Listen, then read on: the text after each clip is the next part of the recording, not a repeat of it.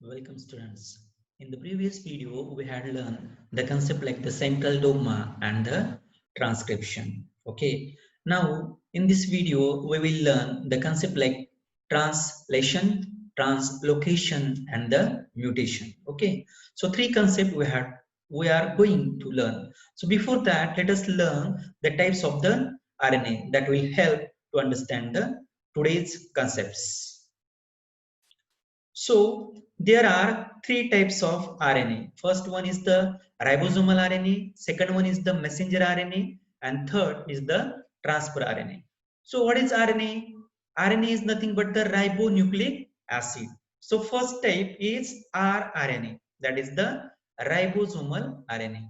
So the molecule of RNA, which is a component of the ribosome organelle, is called as a ribosomal RNA. म्हणजे आरएनएचा असा रेणू की जो पेशीमध्ये ribosome हे जे अंगक असतं तर त्या अंगकाचाच तो भाग असतो त्याला रायबोझोमल आरएनए इन शॉर्ट rRNA असं म्हणतात आणि रायबोझोम हे जे अंगक आहे त्याचं कार्य काय असतं ribosomes perform the function of the protein synthesis आणि रायबोझोम्स जे असतात त्यांचं कार्य असतं प्रथिनांचं संश्लेषण करणे. The second type of messenger RNA is the mRNA, that is the messenger RNA. So here, the RNA molecule that carries the information of protein synthesis from the genes, that is the DNA chain in the cell nucleus to the ribosome organelles in the cytoplasm, which produce the proteins, is called as a messenger RNA. म्हणजे messenger RNA हा RNA चा असा रेणू असतो की जो प्रथिन संश्लेषण करण्यासंदर्भातली सगळी माहिती की जी जीन्स मध्ये असते जनुकांमध्ये असते. आता ही जनुक कुठे असतात तर DNA chain in the cell nucleus म्हणजे पेशीच्या केंद्रकामध्ये असणारी जी काही डीएनए ची चेन आहे तर त्या डीएनएच्या चेन मध्ये जीन्स असतात. We know that the fragment of DNA is called as a gene आणि त्याच्यामध्ये जी माहिती असते प्रोटीन सिंथेसिसच्या संदर्भातली तर ती सगळी माहिती ही सेल न्यूक्लियस पासून ते कुठपर्यंत घेऊन येतात ते रायबोझोम्स इन द सायटोप्लाझम म्हणजे पेशीद्रव्यामध्ये असणारं जे काही अंग काय तिथपर्यंत घेऊन येण्याचं काम मेसेंजर आरएनए करतो त्यामुळे त्याला दूत रेणू असं म्हणतात. Third type is the transfer RNA in short it is called as a tRNA. So it is the RNA molecule which according to the message of the mRNA carries the amino acid up to the ribosomes. हा आरएनएचा असा रेणू असतो की जो mRNA वरील संदेशाच्या अनुसार amino आम्ल जे आहेत अमिनो ऍसिड्स जे आहेत ते अमिनो ऍसिड्स तो कुठे घेऊन येतो रायबोझोम्स या पेशीच्या अंगकापर्यंत घेऊन येत असतो. So that is the function of the tRNA. Okay, so let us learn what is mean by the translation. So in the previous video we had learned that when the process of transcription is completed in the cell nucleus, the mRNA brings the message in the form of the codes and it comes out of the nucleus into the cytoplasm. Each mRNA is made up of the thousands of triplet codons. प्रत्येक mRNA जो आहे तो प्रत्येक mRNA हा हजारो triplet codon पासून बनलेला असतो. Okay, each mRNA is made up of the thousands of triplet codons. As per the message on the mRNA वरील संदेशाच्या अनुसार the amino acids are supplied by the transfer RNA. mRNA वरील जो काही संदेश आहे त्या संदेशाच्या अनुसार अमिनो आम्ल पुरवण्याचं काम कोण करत असतो transfer RNA. So for this purpose the transfer RNA, okay, has the anticodon having the complementary sequence to the codon on the mRNA. तर याच्यासाठी काय असतं पहा tRNA जो असतो त्याच्यावरती अँटीकोडॉन्स असतात. ओके, आणि त्यांचा जो क्रम असतो तो पूरक असतो कशाशी the sequence to the codon on the mRNA. म्हणजे हा जो mRNA आहे तर या mRNA वरती जो काही संदेश आहे कोडेड फॉर्म वरती तर तो संदेश वाचण्यासाठी किंवा तो संदेश उलगडण्यासाठी त्याच्या पूरक क्रम असणारा अँटीकोडॉन जो आहे तो अँटीकोडॉन हा कशावरती असतो ट्रान्सफर आरएनए वरती असतो. So this process is called as a translation. आणि ही जी क्रिया आहे याला भाषांतरण असं म्हणतात. म्हणजे या ठिकाणी काय आहे, mRNA वरचा जो काही संदेश आहे संकेताच्या रूपामध्ये तो उलगडण्याचं, तो डिकोड करण्याचं काम ट्रान्सफर आरएनए करतो अँटीकोडॉन्सच्या मदतीनं, म्हणजे त्याच्यावरती असणाऱ्या अँटीकोडॉन्सच्या द्वारे. तर या ठिकाणी संदेश उलगडण्याचं काम टीआरएनए करतोय आणि त्यामुळं ही जी क्रिया आहे याला काय म्हणतात, भाषांतरण म्हणजेच ट्रान्सलेशन. पुस्तकामध्ये या ठिकाणी लायसिन असं नाव दिलेलं आहे तर ते चुकीचं आहे. तर त्या ठिकाणी तुम्हाला काय नाव द्यायचं आहे, amino acid. Okay, so you have to write instead of lysine you have to write their amino acids. Okay, so instead of lysine you have to write the amino acid. So the process of translation is carried by the tRNA. Now let us try to learn the concept translocation. Marathi मध्ये याला स्थानांतरण असं म्हणतात. Okay, so let us learn. The amino acids brought in by the transfer RNA are bonded together by the peptide bonds with the help of the RNA, rRNA. Okay, आता transfer आरएनएचं काम काय आहे, mRNA वरील संदेशाच्या अनुसार amino acids घेऊन येणे. तो काय करतो, एका ट्रिपलेट कोडॉनच्या पाठीमागे एक अमिनो ऍसिड्स घेऊन येतो आणि मग अशा दोन अमिनो ऍसिड्सच्या मध्ये बॉन्ड तयार करण्याचं काम जे आहे ते कोण करतो, rRNA. हा आरएनएचा एक टाईप जो आहे तर तो करत असतो, ज्याला रायबोझोमल आरएनए असं म्हणतात, की जो रायबोझोम या पेशीच्या एका अंगकाचा भाग असतो. It is the part of the ribosome organelle. So the function of the rRNA is to form the peptide bonds between the amino acids. Okay, तर दोन अमिनो ऍसिड, आता ही अमिनो ऍसिड्सची चेन आहे या ठिकाणी, तर ही चेन कशी तयार होईल, तर दोन अमिनो ऍसिड्सच्या मध्ये पेप्टाइड बॉन्ड्स मुळे ही चेन तयार होते आणि याच्यामध्ये पेप्टाइड बॉन्ड्स जे आहे ते तयार करण्याचं काम कोण करतो, rRNA. ओके, आणि अमिनो ऍसिड्स घेऊन येण्याचं काम कोण करत असतो, transfer RNA. So during this process, that means during the process of the formation of the peptide bonds between the amino acids and the formation of the chain of the amino acid, the ribosome organelle keeps on moving from one end of mRNA to the other end. Okay, so what happens during the formation of the chain of the amino acid, this is the ribosome organelle and this ribosome organelle keeps on moving from one end of mRNA to the other end of the mRNA. म्हणजे amino आम्ल जे आहेत त्यांची ज्यावेळेस chain तयार होत असते तर त्यावेळा हे रायबोझोम ऑर्गेनेल जे आहे की काय करते, हे रायबोझोम ऑर्गेनेल mRNAच्या एका टोकाकडून ते दुसऱ्या टोकाकडे सरकत जाते. याचा अर्थ ते काय करते, त्याची स्वतःची जागा बदलते. याचा अर्थ रायबोझोम या ऑर्गेनेलचं स्थानांतरण होत आहे. Okay, so ribosome keeps on moving from one end of mRNA to the other end by the distance of one triplet codon. आणि ज्या वेळेस हे रायबोझोम ऑर्गेनेल mRNAच्या एका टोकाकडून दुसऱ्या टोकाकडे सरकते तर ते किती अंतराने सरकत जाते, तर एक ट्रिपलेट कोडॉनच्या अंतराने ते सरकत जात असते. म्हणजे हा एक ट्रिपलेट कोडॉन आहे, एका ट्रिपलेट कोडॉनच्या पाठीमागे ट्रान्सफर आरएनए एक अमिनो ऍसिड जो आहे तो घेऊन येतो.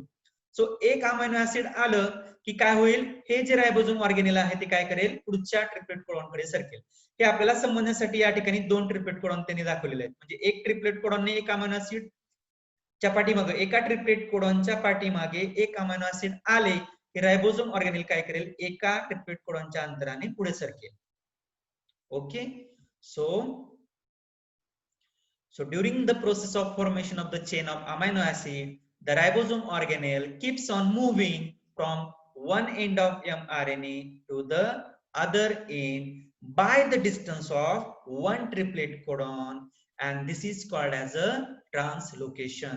तर ही जी क्रिया आहे की ज्यामध्ये रायबोझोम हे अंग mRNAच्या एका टोकाकडून दुसऱ्या टोकाकडे एक एक ट्रिपलेट कोडॉनच्या अंतराने सरकत जाते, म्हणजे ते स्वतःची जागा बदलते. तर ही जी क्रिया आहे याला ट्रान्सलोकेशन म्हणजेच स्थानांतरण असे म्हणतात. Okay, so this process is called as a translocation. So such a many chains of amino acids come together to form the complex proteins. Okay, आता हे जे काही अमिनो ऍसिड्सची चेन आहे याचं रूपांतर एका 3D शेप मध्ये होतं आणि ते कन्वर्ट होतं एका प्रोटीन मध्ये, आणि अशा प्रोटीनच्या शृंखला ज्या आहेत त्या एकत्र येतात आणि त्याच्यापासून काय तयार होतं, कॉम्प्लेक्स प्रोटीन्स त्याच्यामध्ये तयार होतात. So these proteins control the various functions in the body of living organisms. आणि ही ती जी तयार झालेली प्रथिनं आहेत ती प्रथिनं त्या सजीवाच्या शरीरामध्ये असणारी जी काही सगळी फंक्शन्स आहेत तर ते नियंत्रित कंट्रोल करण्याचं काम करतात.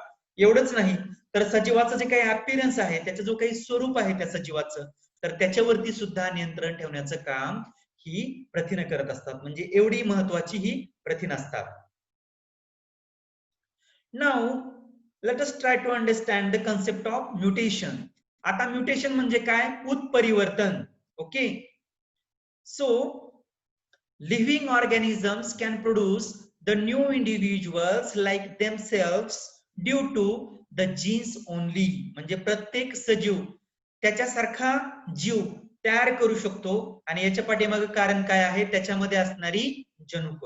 म्हणजे कबुतराची जी काही पिल्लं आहे ती कबुतरासारखी दिसतात किंवा मानवाची जी काही संतती आहे ती मानवासारखीच दिसते. तर याच्या पाठीमागे कारण काय आहे, त्या सजीवामध्ये असणारी जनुक. And some of those genes are transmitted to the next generation without any changes.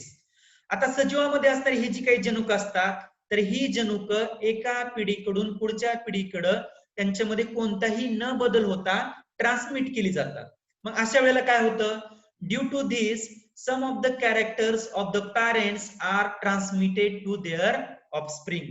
आणि याच्यामुळं जे काही पॅरेंट्स आहेत त्यांच्यामध्ये असणारी काही लक्षणं जशीच्या तशी जी आहेत ती काय होतात, संततीकडे संक्रमित केले जातात. म्हणजे पॅरेंट मध्ये समजा पॅरेंटचा चेहऱ्याचा जो काही शेप असेल समजा, तर संततीकडे त्याच्यासाठी असणारं जे काही जनुक आहे त्याच्यामध्ये कोणताही बदल न होता ते जनुक जर पुढच्या पिढीमध्ये संक्रमित झालं तर त्यांच्या संतती असेल तर त्यांच्या संततीचा चेहरा जो आहे त्यांच्यासारखा असतो. किंवा उंची हे जर आपण कॅरेक्टर विचारात घेतलं त्याच्यासाठीचं जनुक जे आहे ते जसंच्या तसं जर संक्रमित झालं तर ते कॅरेक्टर जे आहे तर ते सिमिलरिटी दाखवतं. म्हणजे काही लक्षणं जे आहेत ते संततीमध्ये ती पॅरेंट सारखी दिसतात. याचं कारण काय असतं, काही जनुक ही पॅरेंट कडून ऑफस्प्रिंग कडे जशीच्या तशी आलेल्या असतात. पण काही वेळा असं घडत नाही. Okay, but however sometimes sudden changes occur in those genes. परंतु काही जनुकांमध्ये अचानक बदल होतात. Sometimes any nucleotide of the gene changes its position so that will cause a minor change. काही वेळेस काय होतं, एखाद्या जनुकामध्ये असणारं जे काही एखादं न्यूक्लियोटाइड आहे, म्हणजे जनुकामध्ये असणारं एखादं न्यूक्लियोटाइड त्याची जागा बदलतं. It will change it's position आणि त्याने त्याची जागा बदलल्यामुळं मायनर चेंज होतो, छोटासा सूक्ष्म बदल होतो. आणि हा सूक्ष्म बदल म्हणजेच परिवर्तन, सॉरी उत्परिवर्तन, ज्याला म्युटेशन असं म्हणतात. So let us try to understand with the help of this diagram. Okay, so this is the main sequence of the nucleotides in a gene, and what will happen if this sequence is changed, that means what is the sequence before the replacement, that is the TGC, and it is replaced by the sequence GAT. So one of the nucleotide changes its position, and because of that will cause a minor change in the gene, and that minor change is called as a mutation. याला उत्परिवर्तन असं म्हणतात. Okay, so when any nucleotide of the gene changes its position, that will cause a minor change, which is nothing but the mutation. Okay, so some mutations may be minor but some may be considerable. आता काही वेळेला उत्परिवर्तनाचा जो काही परिणाम होतो त्या सजीवावरती तर तो सूक्ष्म असतो, म्हणजे निगोशिएबल असतो, म्हणजे आपण तो इग्नोर करू शकतो. परंतु काही वेळेला उत्परिवर्तनामुळे सजीवामध्ये असा काही बदल होतो की जो मात्र लक्षणीय असतो, विचार करण्यासारखा असतो.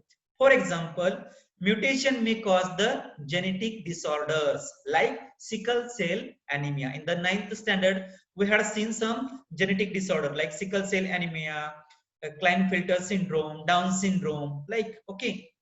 So सिकल सेल अॅनिमिया हा जो काही आजार आहे की ज्याच्यामध्ये जो काही सेल्स असतात त्यांचा आकार सिकल सारखा होतो, वेळ्यासारखा होतो, आणि त्याच्यामुळे जे आहे ते ब्लडचं क्लॉटिंग होतं, त्याच्या गाठी होतात आणि त्याच्यामुळे कॉम्प्लिकेशन्स निर्माण होतात. तर अशी जी काही जनुकीय विकृती आहे, तर ती विकृती कशामुळे निर्माण होते? म्युटेशन सारख्या क्रियेमुळे, उत्परिवर्तनासारख्या क्रियेमुळे ती निर्माण होते. So mutation is a everlasting process. उत्परिवर्तन ही अखंड सातत्याने चालणारी प्रक्रिया आहे. So it is the everlasting process and it is one of the proof for the Darwin's theory of the natural selection. Darwin यांचा जो काही नैसर्गिक निवडीचा सिद्धांत आहे, तर त्या सिद्धांताला पुरावा देणारी किंवा त्याला पुष्टी देणारी ही प्रक्रिया आहे. कोणती? That is the mutation. Okay. In previous videos, we had learned that the 6 evidences which support the theory of evolution. बरोबर आहे.